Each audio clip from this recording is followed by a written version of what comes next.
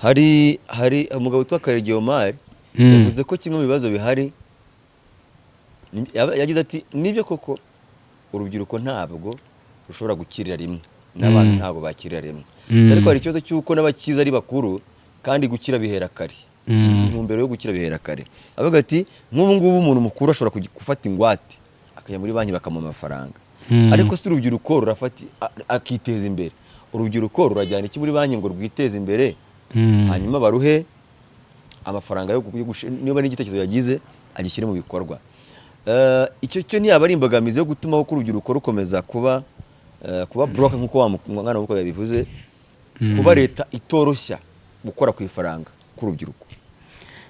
First of all urubyiruko yego urakennye de kaminuza yego duhera aho ngaho ubuzima bwo muri kaminuza n'ubuzima bumeze bute? Ubuzima bwo muri kaminuza bufite amashusho abiri bufite ishusho abantu batekereza iyo bagiye kwigamo hakaba n'ishusho iboneka iyo abantu bagezeyo muri kaminuza nyinshi by'umwihariko izo mu Rwanda. Muri kaminuza abantu bahatekereza nk'ahantu umuntu aba agiye kuminuza nyine hari icyo wari uzi ariko ugiye kukiminuzamo uhinduke umuntu udasanzwe. Yego njyewe nkurikije ibyo nabonye anditaye umunyeshuri wo muri kaminuza ashobora kurya kabiri ku munsi. Umunyeshuri wo muri kaminuza kurya kabiri ku munsi aba ari uwo mu zihengo birashoboka kuko n'ubundi umuntu ujya kwiga muri kaminuza ni wa wundi usanzwe muri sosiyete yaturuka ahantu barya kabiri ku munsi n'ubundi no kwishura rakarya ka kabiri karakomeza. Urubyiruko rw'u Rwanda, we are damn broke. Look at me, I look good, right? Ndasa neza, I look presentable. Ndamutse ngiye mu mujyi w'abana b'umujyi watangira ngo sister ngo wanteje imbere, you know, but guess what?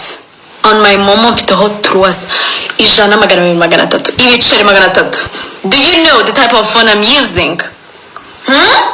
But I'm hella broke. This is a thing government ikwiriye ku addressing more because we are broke but they don't see it. We are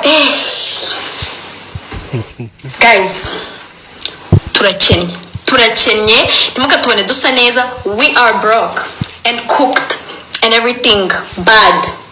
Urubyiruko rw'u Rwanda turakennye koko naho ugenda reka tureke n'ibitabo naho ugenda hose mu buzima bwa buri munsi ubona urubyiruko rw'u Rwanda rukennye ku rwego uyu mukobwa yabivuga bigatera ikibazo ko mushiki wanjye ashobora kuba yarabuze ubushobozi bwo kugura iby'ibanze ariko iby'ibanze byiwe nabyo bikaba bihenze.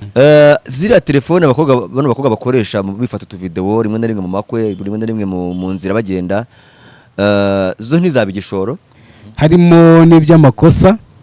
Hari n'ibihugu byinshi bikoreshwa na Proud ukabona byafashe ibyemezo wibaza ngo iki cyemezo nicyo kihutirwaga. Urugero nkaba nakubaka umuhanda wo mu kirere imihanda myinshi myiza wo mu kirere ariko imihanda ikura ibijumba mu murima bigeza ku isoko ikabinyerera cyangwa yaranacitse idahari. Umugabo uzashaka uriya mukobwa kandi abo bagabo barahari. Mushiki wawe rero wavuze ko u Rwanda rukennye urubyiruko rw'u Rwanda rukennye uramugiriye inama? Mushiki wanjye wavuze ko urubyiruko rw'u Rwanda rukennye. Dogiteri utuma twishima Abudara akaba umuyobozi cyangwa se minisitiri w'urubyiruko n'iterambere ry'ubuhanzi yavuze ngo urubyiruko mfite mu nshingano rufite ikibazo cy'umurimo 18% nta murimo bafite kandi si bakeya burya mu gihugu 18% ni benshi cyane byakaba ari nka 0 n'ibice cyangwa se nayo ntaye hari ibihugu tuzi bidafite iyo mibare. Ibyo turabizi niyo mpamvu guhanga imirimo ari mu bya mbere by'ibanze bya leta yacu. Ugaragaje ko akennye ko ashonje cyangwa ko ari kwirwanaho nuko umutega amatwi tukamwereka amahirwe dushyira hamwe nk'inzego zose ngo ibi Dogiteri utuma twishimiye yavuze bibaye koko ko ukennye wese uwaye wese ugize gucyo wese tumutega amatwi niko abarukurira bajeyi. Urakoze cyane. kuri izi mikoro ngiriye inama minisita nshingiye ku byo yavuze. Ijambo rimwe ryakumenyesha amakuru y'isi yose, andika #Media Empire utandukane no kujya ubeshywa amakuru y'ibihuha ya buri munsi. Mbahaye ikaze bakunzi ba #Media Empire, jewe nitwa Shalom Mupagasi, abenshi banyita Mupa niyo mazina yanjye. Suhuje abadukurikiye bari mu Rwanda ndetse no hanze yarwo, ubwo n'abanyarwanda n'aba diaspora muri rusange. Imana ikomeze ibaturindire aho muri hose, mupfa kuba mwarakoze subscribe n'abatarayikora mwese basuhuje. Uyu munsi urano tugarutse kugira ngo tuganire mu biganiro byacu, turi kumwe n'umusore cyangwa se umugabo kugira ataratwibwira hano imbere yacu. Ndagusuje cyane. Urakoze cyane Mupa. Yego komera cyane. Ari umuntu wambwiye ngo ejo bundi nakiriye umunyamakuru witwa Romeo Janvier, arambwira ngo jya ugerageza uhine introduction igihe utari kwakira abakobwa n'abahanzi kugira ngo umuntu ahite yinjira vuba vuba. Nibyo nakoze rero kugira ngo nkwakire utaravunika cyane. Amakuru meze neza? Meze neza. Sinzi ahubwo niba ayo matora ntaraba ariko hatowe umuntu uhagarariye abameze neza, wagikorwa wagitwara ntawe utsinda. Wishingikirije iki? Ariko nanone kugira ngo ntateze ikibazo, ntateze akavuyo mu mitwe y'abantu, ubwo byaterwa n'imibereho cyangwa se imimerere myiza irimo ibazwa. Uwakumva uvuga ashobora kugira ngo ejo ku itariki ya mbere habaye igitaramo cy'abahanzi, ariko hari urwenya Bruce Melody yatera avuga ngo tujye, ntabwo ndi wa muhanzi uvuga ngo ashyiramo utuntu twa bakita ngo kitwa tunura two muri politiki, ntuzi ko abayobozi b'ibihugu utuntu tw'udupolitiki ngo donc vraiment ubwo nawe uri one of kind ko zero wanyira bihakanye n'ibintu byawe atajya bijya. Ntago ndimo ndakwakiriye rero. Ikaze. Yitwa Moses Niyongabo, akaba ari navuga ko ari impuguke mu bakiri batoya mu bijyanye na social studies cyangwa se ubumenyi rusange. Ndamwakiriye rero kuri #Media Empire turaganira neza. Ndagira ngo rero yumvemo ikaze. Ntabwo ndi bujye kure cyane cyangwa se ngo ninde mu makoni. Hanze aha hari ibibazo byinshi cyane ariko hagati aho navuze nti niba uri umusore cyangwa uri umugabo, ariko reka mbivuge ntabwo urubaka urugo. Cyakora dalili za mvua ni mawingu, hari igihe ejo bundi wazarwubaka nk'abandi bose.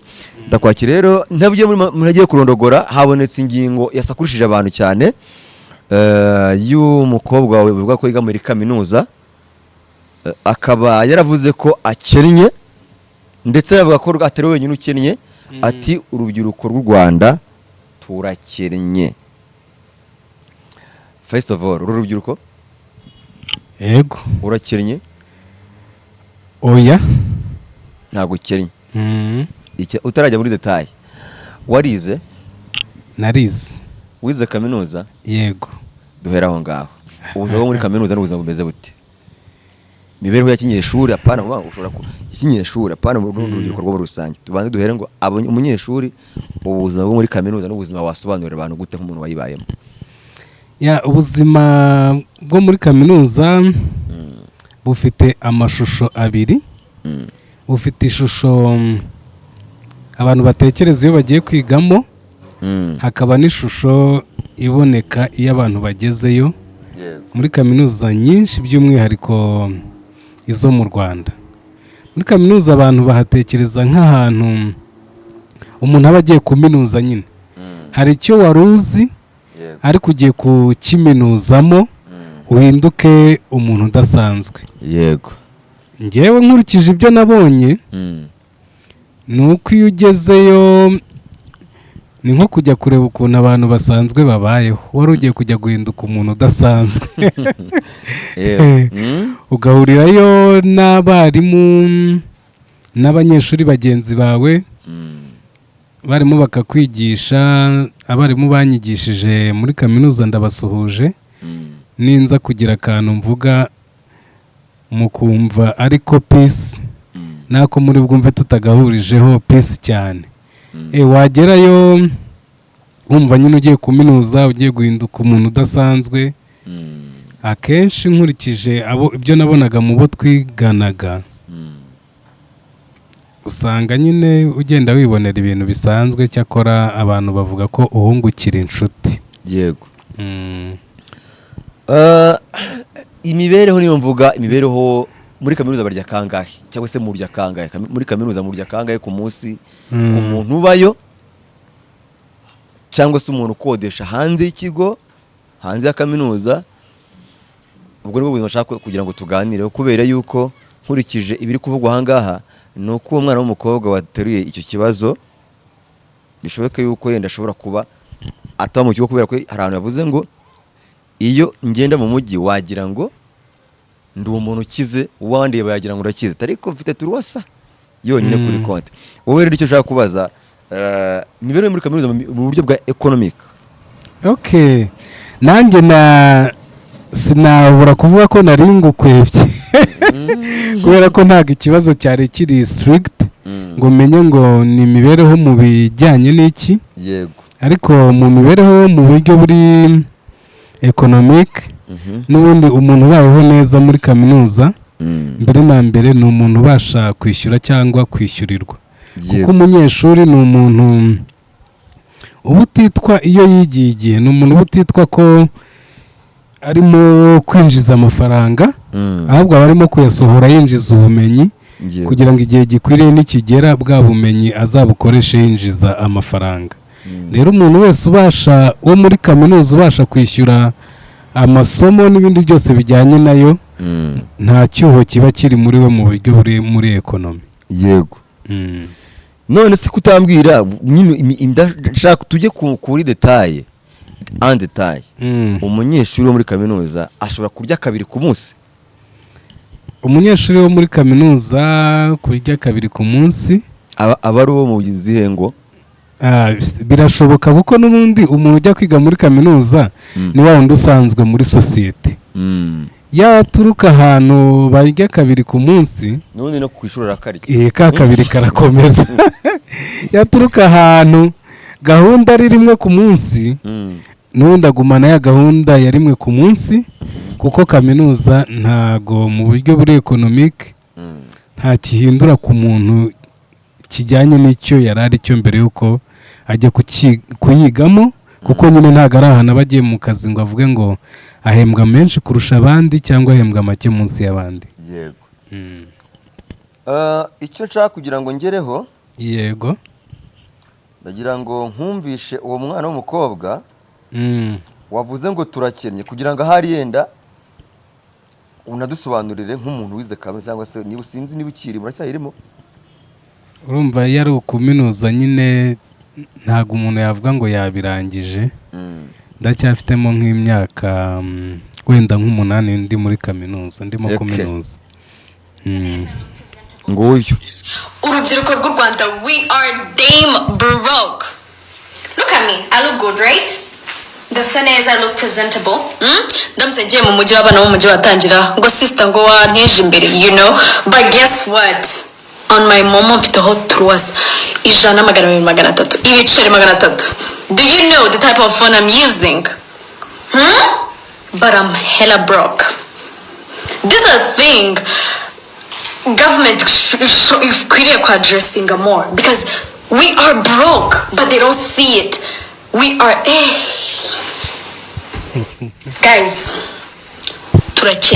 turakennye nimuka tubone dusa neza. We are broke and cooked and everything bad.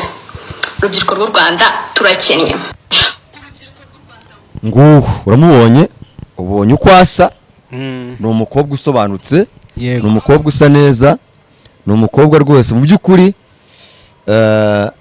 Umubonye wamugana nk'uko bivuga mu nzira wavuga ati iki cyanara mu mbaza w'ikige, ariko arakubwira ngo byiciro by'ibyana. Yego, mfite turuwasa kuri telefone yanjye kuri momo, ndetse ngiye mu muhanda mu nzira wajya kubona ukabona babandi basabiriza ku nzira bambwira ati wamfunguriye, ati ariko we are hell broke, bavuga ngo turi kuzimu mu bukene. Niko nanjye ntekereje, niko navuga. koko urubyiruko tujya noneho en general tuve muri kaminuza bwo wakwepakepyo ahari ushaka kugira ngo wenda aho wiga batavuga ngo higa abakene cyangwa se aho wize higa abakene ariko tujya muri rusange iyo ukoze njyanye nzi ko uri umuntu usoma ibitabo uri umuntu ukunda kwidokimata koko naho ugenda reka tureke n'ibitabo naho ugenda hose mu buzima bwa buri munsi ubona urubyiruko rw'u Rwanda rukennye ku rwego uyu mukobwa yabivuga bigatera ikibazo. Yego urakoze cyane. Mbere yuko mitanemeza cyangwa ngo mpakane ku rubyiruko rw'u Rwanda rukennye, reka mbanze mvuge ku bukene n'iki ariko mbuhereye ku bwoko bw'ubukene. Yego, muri make habaho ubwoko bw'ubukene bugeze kuri butatu. Ubwoko bw'ubukene ariko ngiye ntago ndi bukoreshe block, reka nkoreshe ijambo ry'inyamahanga ne gusubiramo iryo yakoresheje nivugire poverty.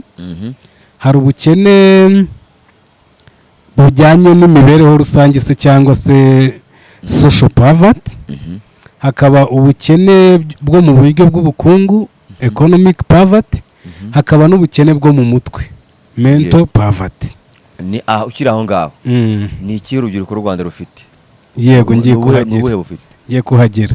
Iyo bavuze ubukene buri social poverty cyangwa se ubukene bwo mu mibereho rusange, ni bwa bukene bw'igihe hari ikintu umuntu ashobora gukenera kigenewe abandi akakibura.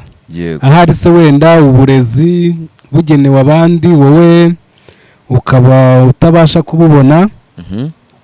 Ese wenda kugenda mu muhanda bigenewe abandi weyo bikugezeho ntago biragusimbuka. Ubuvuzi buragusimbuka. Ibyo bintu byari bigenewe abandi. Ariko kuri icyo ngicyo ho ntatinze ntekereza ko umuntu wavuga ko ibyo ngibyo ntago yaba abivugiye mu Rwanda, kuko mu Rwanda hari gahunda y'uburezi kuri bose. Ntago nshaka gutinda ngo uburezi kuri hereme, ariko hari gahunda y'uburezi ko bugera kuri buri wese. Yego. Ubwo rero umuntu wakikura muri buri wese ntago niyo wikuye muri buri wese hari initiatives nyinshi zo kugenda bagasanga wa muntu wabarirwaga muri buri wese. Yego. Akivanamo kugira ngo bamugaruremo. Niba rero uburezi ari kuri buri wese, umuhanda bari buri wese, hakaba nta serivisi ujya gukenera ngo bayikwime kubw'impamvu runaka ziri sociale, ubukene muri sociale buri ku kigero gito cyane mu Rwanda. N'uwatuma ubwo bukene bubaho ntabwo biba bitewe na politike y'igihugu, ahubwo biba bitewe n'umwe mu bantu babarirwa mu Banyarwanda ariko batarumva politike y'u Rwanda. Yego. Ku bijyanye n'ubukene buri economique ho noneho ni hahandi umuntu aba adafite ubushobozi bwo kubanza kwihereza, kuba yakaccessinga cyangwa se yabasha kwigurira ibyo twita iby'ibanze. Gusa hano hantu ku by'ibanze naho haraza kubaho ikibazo gikomeye cyane, kuko mushiki wanjye ashobora kuba yarabuze ubushobozi bwo kugura iby'ibanze, ariko iby'ibanze byiwe nabyo bikaba bihenze. Hari abantu bavuze ari gahunda iba hano mu Rwanda yitwa Tunyweresi, nayo ikunda guhurirana n'urubyiruko cyane. Umuntu ageze muri Tunyweresi, ndacyari gukora ubushakashatsi ngo ndebe resi bashyizeho ukuntu iba ingana, ntabwo ndayimenya. Ushobora gusanga resi y'umuntu ari nko kwinywera, ushobora gusanga resi y'umuntu ishobora kuba wenda n'urugero ari nk'agakazi kamwe ka mitsingi. Yego. Akavuga ati ngewe gahunda ubu mumbona ndi kugenda uku nguku nakoreye muri Tunyweresi, yomba ntanyweresi suko byari kuba bimeze. Urumva rero iyo bavuze ngo kwaccessinga ibintu biri basic, ibintu umuntu agira basic cyangwa se by'ibanze nabyo hari igihe bituma ashobora kwisanga afite ayo turuwasa mu mufuka. Ariko ubundi iyo bavuze ibintu by'ibanze ni ukuba umuntu abasha kubona amazi, akanarya, akanabona n'ahantu aba, akanagenda mu nzira atambaye mu buryo bumwicisha imbeho bwatuma yicwa n'umusonga. Noneho hari igihe rero muri basic needs hari igihe mu byo nkeneye by'ibanze ushobora gusanga mu by'ibanze byanjye ngeze ku rwego rw'uko ibyo nita iby'ibanze harimo kuba wenda mfite iPhone 17 tayari ubwo nimba naguze iby'ibanze natanze miliyoni 3 n'imisago nkagura iPhone ninsigarana turuwasa ndaba ndi broke ariko iby'ibanze byanjye bihenze. uriya mukobwa nakwita mushiki wawe cyangwa se wanjye tuvuge bashiki bacu bashiki bacu barakubwira ngo telefone nkoresha irahenze ariko wambona yagira ngo ndakize abonye nifata akavideo n'abantu bavuze bati reba ukuntu akeye ariko mu makomenti bavuze ngo kuri ubu uriya mukobwa ubona akeye ni nako urubyiruko rw'u Rwanda rukeye mu mifuka turakeye mu mifuka rukeye ku isura ahantu hose turakeye ziriya telefone bano bakobwa bakoresha bifata utuvideo rimwe na rimwe mu makwe rimwe na rimwe mu nzira bagenda zo ntizaba igishoro yenda bakavuga ngo turakennye kandi dufite igishoro mu ntoki twifotoza. Urakoze cyane. Hari memes zijya zitambuka nko kuri za WhatsApp ukabona umuntu yarimo yaturutse haruguru ameze nk'uwamamaza ngo ahantu wakura igishoro ngo mpamagara ngo duhure yagakomeza hepfo wagera hepfo ugasanga yanditseho ahise avuga ngo nkwereke umuntu kugurira iyo phone ariho yasoreje ugasanga kari akantu ko gusetsa ariko kanakwereka ko n'ubundi urimo gutaka igishoro ariko ufite igishoro kirenze. Cyakora ntago narenganya umuntu wese ufite telefone ihenze adafite amafaranga mu mufuka. Ibyo bibaho mu bihugu bimwe na bimwe ahari u Rwanda ntirurimo ugasanga n'ubundi umujyi urarimbishijwe cyane abantu n'abasirimu barasirimutse ariko ukabona wenda ibijumba biri muri icyo gihugu bisaranganijwe ntago biri ku rwego rw'uko buri muntu yabona ibijumba bimuhagije. Rero iyo icyo gihugu ari iyo politike gifite birangira n'ubundi iyo spirit cyangwa se iyo mood igiye mu bantu ku buryo umuntu ari bugere ahantu nyine nawe akagenda nk'uko igihugu cye kigenda akavuga ngo nimba ntafite iyo iPhone ndaba ndi kugaragara nabi. kandi ikintu cyitwa icyo kugaragara neza mu ndimi z'amahanga babyita proud ni ikintu kidukoresha ibintu byinshi harimo n'iby'amakosa. Hari n'ibihugu byinshi bikoreshwa na proud ukabona byafashe ibyemezo wibaza ngo iki cyemezo nicyo kihutirwaga. Urugero nkaba nakubaka umuhanda wo mu kirere imihanda myinshi myiza yo mu kirere ariko imihanda ikura ibijumba mu murima ibigeza ku isoko ikabinyerera cyangwa yaranacitse idahari. Ubwo bivuze ngo ibijumba ntago bigera ku isoko inzara nibice ariko muwe mufite ahantu heza muzifotoreza mugapostinga udufoto dukeye. Hari igihe rero urwo rubyiruko cyangwa se uwo muntu aba ameze uko atari ibintu yizaniye ahubwo akurikije ibyo abona byirirwa bicaracara. We rero agashaka kuba afite amafaranga mu mufuka ariko yanapostinga n'ifoto nziza. Hari abavuga ngo urubyiruko rw'u Rwanda cyane cyane abakobwa barangije kaminuza umuntu yiga kaminuza avuga ngo ninyisohoka yarishyizemo ibintu mu mutwe kandi burya ubuzima busanzwe n'ubuzima bw'ishuri buratandukanye realite biri mu mutwe biratandukanye. Bakavuga ngo iyo bageze hanze ntabwo bashyira ishyaka mu gushaka akazi uturimo tw'amaboko ahubwo mu mutwe batekereza ko nk'uwo mukobwa usa gutyo azabona umugabo warikoreye hakiri kare wakoreye ifaranga hakiri kare akagera gute agahita amushyira muri za proje bagahita bakomezanya. Kuba urubyiruko nka ruriya ruvuga ko rukenye ariko rukeye rugaragara neza ariko rudashobora kugira ishyaka kugira ku murimo ujye ubibona muri bagenzi bawe mugendana cyangwa se n'abakobwa hirya no hino ukabona ntibashaka kugira icyo bakora mu byaguhesha yenda agafaranga mu buryo bwo gukora gutya mu karema k'amaboko. Iyo ubibonye wowe utekereza iki mu mutwe wawe?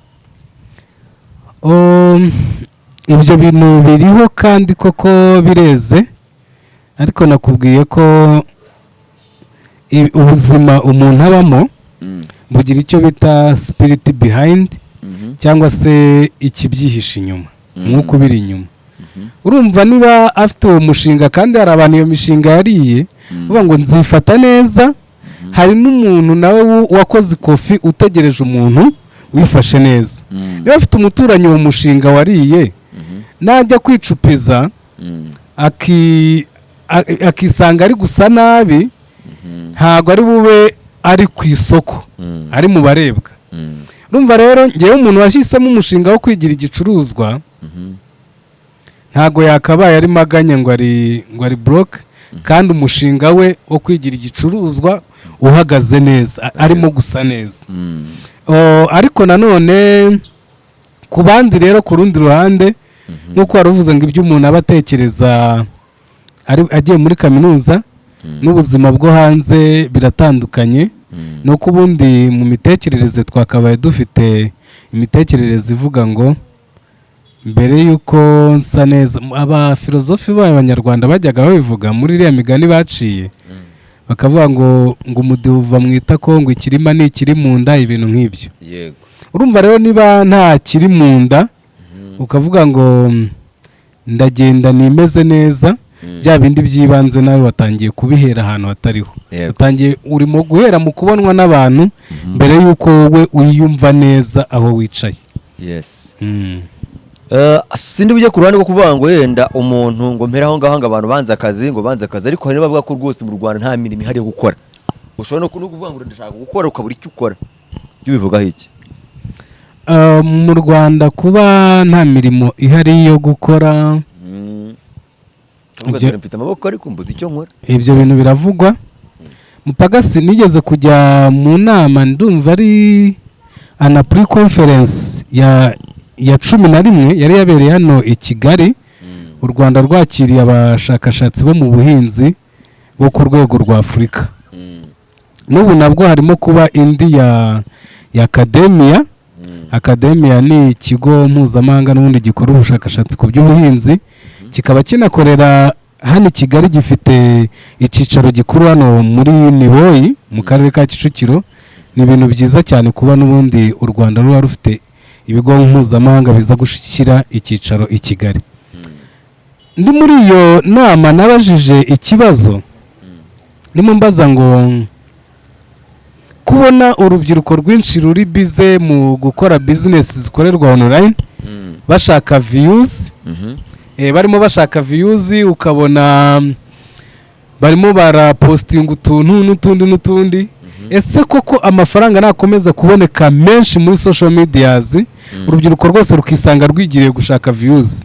Nanimo mbaza abo bantu bo muri Anapri, mbabaza ngo at the end of the day, ku iherezo ryabyo, ko n'ubundi umuntu yahindukiye tujya cyangwa se dutungwa n'ibiva mu murima, nituba dufite amafaranga tudafite ibijumba n'ibirayi, bizagenda bite?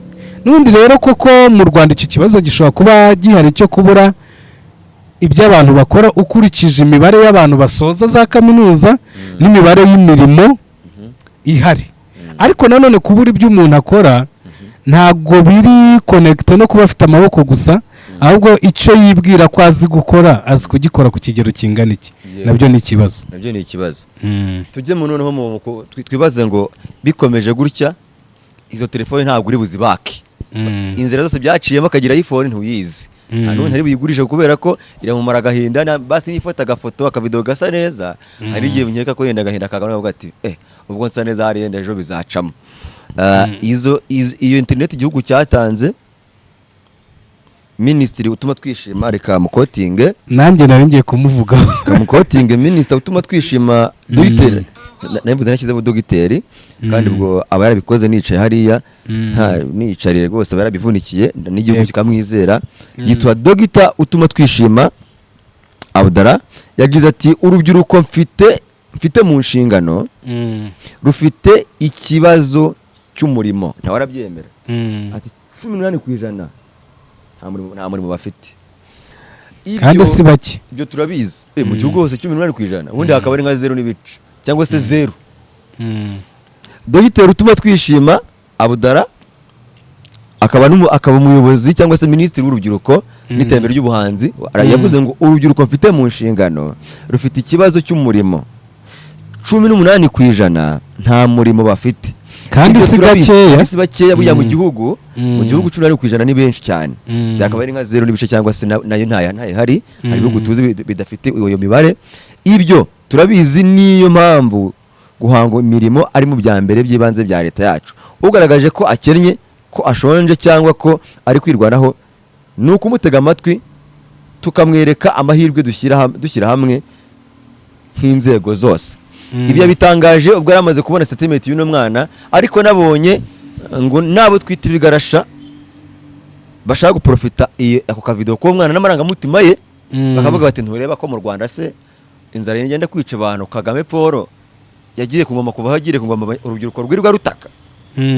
Wenda ntarebe ngo ese iyo telefone yayivugiye wari wayimucapuje ntawe, ese ari gufata iyo video umuriro wahise ugenda wapi, ese ari gufata iyo video internet yatumye ya-uploadinga kuva yafata iyo video hari ikibazo yagize.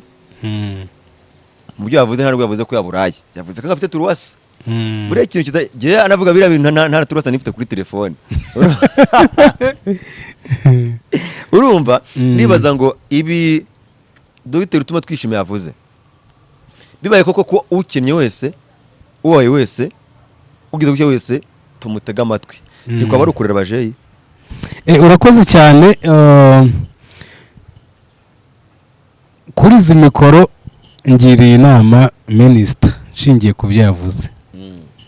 Nanashimira n'ubundi Mupagasi mupa ndetse na Hash Media barimo bakora uruhare rwabo rukomeye ndibuze kugarukaho. Nyakubahwa minisita,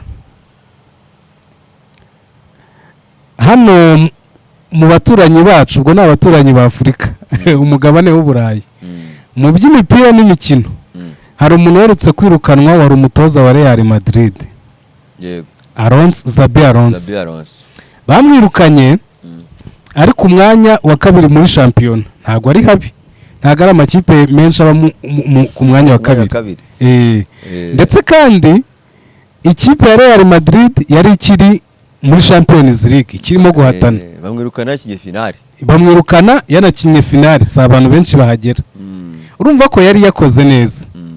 Ariko mu bibazo byose byari bihari, nagira ngo mbwire nyakubahwa minisita, ariko n'ubundi ntabwo ndi busoreze mu bibazo gusa. Iyi kipe ifite ibibazo, igihe cyose ibibazo byose bishyirwa ku mutoza, bijya ku mutwe w'umutoza. Ubwo rero ari nayo mpamvu n'ubundi nawe mushimira, ntabwo ibibazo biri kumujyaho kugira ngo umutoza yirukanwe.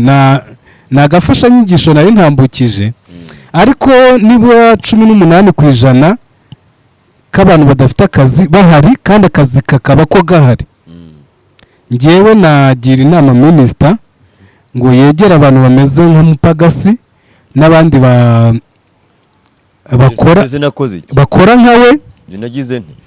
Icyo wakoze nicyo ngiye kuvuga, kugira ngo ayo mahirwe ahari abo 18 batari kumenya babashe kumenya ko hari n'uburyo bayabyaza umusaruro, icyo kibazo nacyo kibashe gukemuka.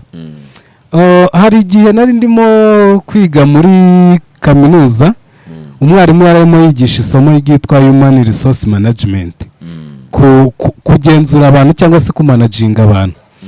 Arangije arimo kuvuga ikintu cya kwigisha kuri motivation, asohora abanyeshuri bari barimo gusakuza. Ndamubaza ni se ku bari abantu yuba motiva ukabagurira nk'akaji kavuga ati muri gusakuza mugende mufata akaji mwe mwicaye munywa mwe gusakuza. Tubifata nk'urwenya, ariko mpitamo urundi rugero, niko pasiteri mu rusengero yigisha abantu bakamukurikira batarangaye, nta n'amafaranga bishyuye, wowe ukaba urimo kwigisha bakaba barangaye baranishyuye. Urumva haba harimo ikibazo cya spiriti iri behind. Ubwo rero minisita nawe ni byiza ko uru rubyiruko rugomba kuba motive, rukamenya ayo mahirwe yose ahari. Cyo navugaga bakorana na Hash Media, nuko Hash Media irimo gushyiramo uruhare rwayo rushoboka kugira ngo ibisubizo by'abanyarwanda, abanyarwanda badafite amakuru, ibinyuze mu gutangaza amakuru, abanyarwanda bamenye amahirwe abagenewe batari bazi, babashe kwikura mu bukene no gushyikira imibereho myiza ibagenewe badafiteho amakuru. yego hari umugabo witwa Karegeyo Omar yavuze ko kimwe mu bibazo bihari yagize ati nibyo koko urubyiruko ntabwo rushobora gukirira rimwe n'abantu ntabwo bakirira rimwe ariko hari ikibazo cy'uko n'abakiza ari bakuru kandi gukira bihera kare intumbero yo gukira bihera kare avuga ati nk'ubu ngubu umuntu mukuru ashobora gufata ingwate akajya muri banki bakamuha amafaranga ariko si urubyiruko rurafata akiteza imbere urubyiruko rurajyana iki muri banki ngo rwiteze imbere hanyuma baruhe amafaranga yo niba n'igitekerezo yagize agishyire mu bikorwa icyo cyo ntiyaba ari imbogamizi yo gutuma ko urubyiruko rukomeza kuba broke nk'uko wa mwana w'uko yabivuze kuba leta itoroshya gukora ku ifaranga k'urubyiruko. Urakoze cyane gusa ntago ndi wite nemeza ko leta itoroshya gukora ku ifaranga cyangwa se access to finance kuko muri urwo rurimi rw'amahanga kuko n'ubundi hari initiative nyinshi cyangwa ingamba nyinshi zifatwa kugira ngo abantu bafite icyo bamaze amafaranga babashe kugera ku buryo bwo kubona amafaranga.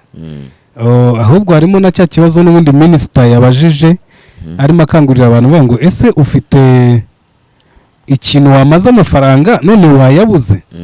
Hari igihe usanga none umuntu nawe ikintu yamaze amafaranga cyenda kumera nka cya kindi cyo kugura iPhone ariko hari imiryango itegamiye imiryango itari iya leta ikorera mu Rwanda ibifite ama initiative menshi cyangwa se ibikorwa byinshi bifasha abantu kugera kuri ayo mafaranga. Hari initiative za leta nyinshi zitandukanye, hari amabanki ashyiraho gahunda zigenewe urubyiruko zo kuboreza kubona amafaranga, ariko njyewe ndumva amahirwe yose ari mu Rwanda hakomeza gushyirwamo imbaraga kugira ngo amenyekane kuko ku makuru maze kumenya nuko amahirwe arahari menshi. Yego. Internet kimwe mu bintu na Museveni nabonye yigamba akavuga ati ariko se urwo rubyiruko runtuka ngo ntabwo rufite akazi, bivuze ngo nicyo gihene cya East Africa yose niyo ntwaro y'urubyiruko. Bivuga ati twabuze akazi, ati ko n'aba internet bavugira ibyo ngibyo kubera iki nta kintu bayimaze ahubwo bakaza kuvugiraho ibyo ngibyo kwiramata. Ejo bundi ngiye nkumvise Bruce Melody mbone kubaza na leta idufashe monetize imbuga zicururizwaho imiziki harimo n'izi ngizi dukoreraho ibi biganiro nubwo sometimes bitagenda neza ariko badufashe bizagenda bibona umurongo n'ibindi twarabishoboye cyo nicyakomeza kunanirana kuko ni umwanya mwiza wa income yinjira mu gihugu abantu badufashe kabisa. Witwa Bruce Melody ati izi mbuga dukoreraho ibiganiro tuvugiraho cyangwa dushyiraho imiziki cyangwa se n'umwana w'umukobwa yavugiyeho izo mbuga leta yakabaye idufasha zikaba monetize kuko mu bindi bihugu zimonetize n'iryo jambo umwana yavuze ashobora kuba ryari kumuhesha nka miliyoni niba ko Kenya gahita abona igishoro. Ibyo yavuze bya trendinze. Nicyo ubwira leta mu kugira ngo izi mbuga ni internet yaduhaye noneho zibyara umusaruro wa nyawo umwana w'umukobwa kugira ngo azavuga ngo turakinga azavuga ngo dore internet u Rwanda rwamaye reba aho nigejeje kubera internet. Icyo ubwira leta ni iki ya Bruce Melody? Yego cyo nabwira leta yaje akantu kavuga ngo nkurikije Bruce Melody. Bruce Melody nawe ndamusuhuje, ni umuhanzi uzwiho gukora cyane mu kazi kiwe yitwa Munyakazi, ndamusuhuje. Ubwo rero mu kumonetiza izi mbuga n'ubundi ntekereza ko leta ni umubyeyi baba barimo kubitekerezaho ariko bagihangana n'izindi mbogamizi zihari kuko nk'uko ugeze kubikomozaho ntabwo igikenewe ari amafaranga gusa, ntabwo ubukene buhari ari uburi economique gusa, ahubwo hari n'ubukene buri social n'ubukene bwo mu mutwe, kandi uburi social nibwo mu mutwe bwo bunangiza byinshi. Tuza amakuru y'ibihugu biba bifite ubutunzi munsi y'ubutaka ariko butagira umutekano bwahura n'ubukene buri social n'uburi economique bukangirika. Rero leta ibikirimo gukora kuri izo mpande zose z'ubukene bugeze mu bwoko butatu kugira ngo n'ubundi n'icyo kiri economique gikorwe. Ndabizi ntago bicaye ari cyo barimo kubikoraho, ahubwo Bruce Melody muhaye ayo makuru ko biri gukorwaho, ariko n'izindi angle nazo bijyanirana kuko ibibazo byose bishobora kubagarizwa umuturage biba bigomba gukemurwa ku rugero rumwe ariko bihereye ku byihutirwa cyane. yego. Turagenda dusatira umusozo ku kiganiro twagiranaga. Yego. Ariko ndibaza ngo dusoreze ahantu havuga ngo ku urushako rw'urubyiruko rw'iki gihe ruvuga ko rukennye, urarubona rushoboka? Umusore arakennye, nabonye na video umwana muko bavuga ngo nako umusore kuri TikTok ugenda yireba nkayikurikirana uko niyo byavugiwe, agira ati akazi mu Rwanda ukabona ni ikibazo, uri umusore ushoje kwiga uvuga ngo uzatabona akazi, wagira ngo ugenda naho ugiye kwa proyinga bakakubwira ugiye gusaba akazi bakakubwira ngo tuzagutumaho, wanatsinze ukumva bashyizemo undi muntu. Ibyo bita ngo mfashiriza uwo mwana, ugasanga nifashiriza uwo mwana yahageze, hari uwo bohereje nawe wagiye gukora ikizamini urategereje uraheba. Bati wagira ngo ugize gutya na gutya, mbese agaragaza ibibazo urubyiruko. Uwo ni umuhungu wabivugaga. None tubonye na mushiki n'undi muntu n'umukobwa nabo bavuga ko bakinnye, ubwo nuvuga ngo ni umuhungu n'umukobwa bakinnye. Tuvuge niba bashaka kugira ngo umwe abe umugabo wundi n'abe umugore wundi, ingo urabona zizashoboka? Urushako nshatse navuga ko rudashoboka, rutazanashoboka, kuko urushako rwamaze guhindurirwa inyito. Kera rwashobora kubera ko abantu barakennye. Kera urushako rwari kuba umuntu ubayeho afata undi ubayeho bakajya kubanaho, kuko n'ubundi uwo nguwo utaka ubwo bukene abayeho n'undi nawe abayeho. Yaba bikiri mu mitekerereze cyangwa context ya kera, urushako rwashobokaga, umuntu ubayeho n'undi ubayeho bakajya kubanaho. Ariko ubu ngubu byarahindutse kubera niyo internet dufite mu Rwanda. Umuntu aba agomba kubaho bikurikije n'ibyo abona muri internet, agakora ubukwe nk'ubwo runaka yakoze, akabaho nk'uko runaka yabayeho. Ibyo rero ni imbogamizi yatuma umuntu ashatse yavuga ko urushako rutazigera rushoboka. Ariko ku bantu bagitekereza urushako rwahoze ruri, gushaka birashoboka. Vuba ahangaha ndanaba ahubwo buriya urabereka ko bishoboka se? Ariko uraza kubera ko bishoboka? Niko uraza kubera ko bishoboka. Yego, yitwa Moses, akaba ari umwe mu mpuguke cyangwa se mu bantu bakurikirana hafi y'iterambere cyangwa se ry'igihugu muri rusange. Akaba n'umwe mu bantu bidocumenta cyane cyane harya muri kaminuza wize ibijyanye n'iki ko mbona n'ubundi byo ukunda kuvugaho bijya gusa nkaho bihuza n'igihugu. Nize ibintu byinshi ariko reka mvugemo nka bibiri. Nize ibyitwa art in leadership, nongera niga bya finance, niga n'ibya economics. Base wowe mu byo wize hari na kimwe kigutunze? Mu byo nize byose birantunze, kuko bavuze ngo kuba bintunze ubwo muri leadership nyine nuvuga ngo nibyo mu byo nizemo hari byo naboneyemo akazi kubera ibyo bintu nize. Warubaje mu bintunze. Mu bintunze reka mbanze mvuge muri leadership. Umuntu ashobora kujya kuyobora abandi, ariko nibura ari umuntu uri ku rwego rwo kwiyobora. Urumva leadership ituma ngira imibereho myiza kuko mbasha kwiyobora nkanayoboka. Muri finance bimfasha gucunga ibyanjye, ndetse na economics yo ibyo nagiye ngarukaho byinshi n'ubundi byari biherereye muri economy sociale cyangwa social economics. Urumva no kuba mbashije kwicara kuri Hashmedia nkabona icyo mvuga kuri economics, nuko hari ubumenyi runaka nyifiteho, kandi niba ndi gutungisha abanyarwanda mu cyo bashobora kunyumvana kikababeshaho, urumva nyine ibyo nize bingiriye umumaro. Yego. Tuvuge rero niba tugenda turasatura umusozo, niba rero ushaka kwa applyinga visa y'igikombe cy'isi, kuzajya kureba igikombe cy'isi muri Canada, igikombe cy'isi muri Mexique, igikombe cy'isi muri USA, n'abanyejo bari baba ngo USA ngo ihagaritse visa ngo zabimukira bajya mu gihugu cyabo.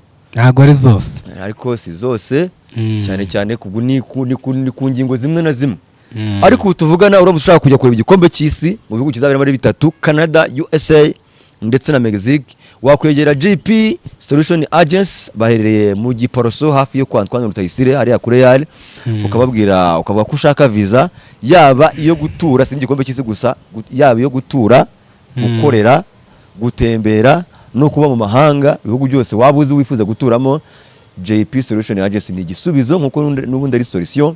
Rero wahamagara kuri 0782661124 bakora neza pe ikujyana ibyo bihugu byose uko byakabaye. Moses rero tugenda tusoza, navuze ko turi gusoza. Umuturage ubayeho neza agomba kubarya bari mu amadolari angahe ku munsi, igipimo fatizo kugira ngo kigaragare koko ese umunyarwanda abayeho nabi cyangwa abayeho neza, arayabona cyangwa ntago yabona. Umuturage ubayeho neza yakabaye arya amadolari angahe ku munsi? Urakoze cyane. Umuturage ubayeho neza n'ubundi akenshi bamubarira mu byo bita GDP, ariko GDP baba bateranyirije hamwe bakavuga ukize n'ukenye.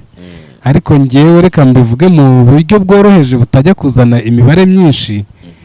Navuga ko umuturage ubayeho neza ari ubasha kwigondera indyo yuzuye, noneho indyo yuzuye yagenda ihindurirwa ibiciro bitewe n'aho umuntu yahahiye. Hari ahantu indyo yuzuye ishobora kuba igizwe n'ibijumba n'ibishyimbo, harimo n'uturagara n'utudodo byo mu murima yihinze, yego, nta mafaranga akoresheje. Ugasanga wenda ibyo bintu birahagarara nk'ibihumbi 2 kandi yari yasangiye n'abandi. Ubwo urumva rero nakangurira abantu kuba bari indyo yuzuye. Naho ibindi byo byasaba imibare myinshi ya GDP, hamwe namwe batanabyumva bavuga ngo bambariye ko nariye neza, ko abanyarwanda bahagaze neza, ariko ubwo ayo mafaranga babaze harimo n'aya Rujugiro n'abandi ngendera mu Kigali. Mu byo rero nabashije gusoma nabonye ko kugira ngo umuturage mu bihugu byose ku isi hose igipimo rusange denominateur commun bivuga yuko nibura umuturage yakabaye arya cyangwa se akoresha cyangwa se abona ifunguro cyangwa se akoresha amadolari 3 ku munsi. Umuturage ukoresha amadolari 3 ku munsi ntabwo aba ari mu bakene, uyabona akayakoresha. Uri munsi yayo niwe babarira nk'umukene. Amadolari 3 ku munsi hafi 5,000. Bitanu cyangwa se muri za 4,500. Kandi koko nibyo n'umuyedi ngasigari kuri bingahe n'umufundi asigari muri bingahe, kumva ko wabarira ku muntu ukora akazi ko hasi na nyuma. Hanyuma mu Rwanda ubona bisho ahari umuntu abona iryo funguro yawe 3 ku munsi. Barahari benshi bataribona, kuko tubishyize mu mibare niba ari ifunguro y'ibihumbi 5, abenshi n'abataribona. Umuntu uvuga ngo ku kwezi yakorera 150,000 y'amanyarwanda y'ibiryo gusa, ukuyemo izindi dépenses. Ariko tuzagenda tubigeraho, kuko u Rwanda nk'uko rwabashije gushobora mituweli yarananiye ibindi bihugu, ko mituweli ni uburyo bwo gusaranganya ubushobozi. Hagenda hashyirwaho n'izindi ngamba zituma ba bantu babona amapura 10 bayasaranganya na wa muntu udashobora kubona igice cy'ipura. Ni nacyo n'ubundi kizaba ari igisubizo kirambye. Mushiki wawe rero wavuze ko u Rwanda rukenye, urubyiruko rw'u Rwanda rukenye, uramugiriye inama? Mushiki wanjye wavuze ko urubyiruko rw'u Rwanda rukenye, n'ubundi ndamugira inama yo gusubira nk'umuntu wiga muri kaminuza, gusubira gutekereza kuri buriya buryo butatu navuze bw'ubukene. Ubukene buri social poverty, economic poverty na mental poverty. Akareba niba ataba afite ubundi bukene bwunganira ubukene buri economic, ku buryo abanje gukemura bwa bundi ushobora gutuma n'uburi economic bukemuka. Nk'urugero, ushaka gusanga iyo iPhone yanshaka cyangwa akanyura kuri Hashmedia ukayimugurira se, tukamuhera umukiriya mwiza akabona igishoro. Ushaka no kumubuza kujya yifotoza we nakumvisa. Ndibaza ko tugeze ku musozo w'ikiganiro cyacu. Ubwo umugabo uzashaka uriya mukobwa uramubwira iki? N'abagenzi be bakeye bari broke. Umugabo uzashaka uriya mukobwa, kandi abo bagabo barahari, bari gusiganwa bakora amakofi ngo bazashaka abana nabo bashoye mu gusa neza. Ntabwo asa neza kuriya nta bishoro.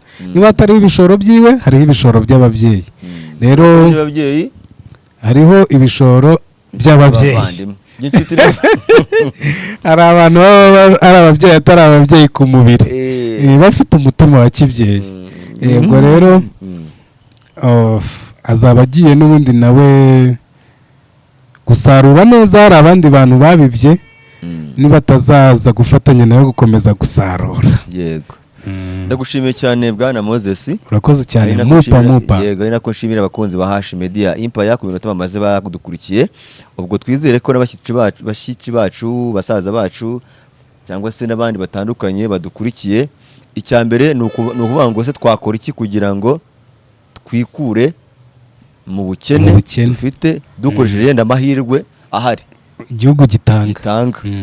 Haba iyo internet uko ariyo mvuga ko ari 8 nk'ubu nanjye niyo ndi gukoresha mu kino kiganiro niyo ndi gukoresha kugira ngo kikugereho kandi witeje imbere mba nkubona petit à petit les oiseaux fait son umanuka ku gafaransa rese dorari warawibagiye cyangwa beza n'abantu bose sibatica banje. Ubwo rero nahadusoreje bakunzi ba Hash Media Empire yagiye nitwashira mu pagasi cyangwa se unyite mupa ibihe byica bakunzi bacu. Bye. Ijambo rimwe ryakumenyesha amakuru y'isi yose. Andika Hash Media Empire utandukane no kujya ubeshywa amakuru y'ibihuha ya buri munsi.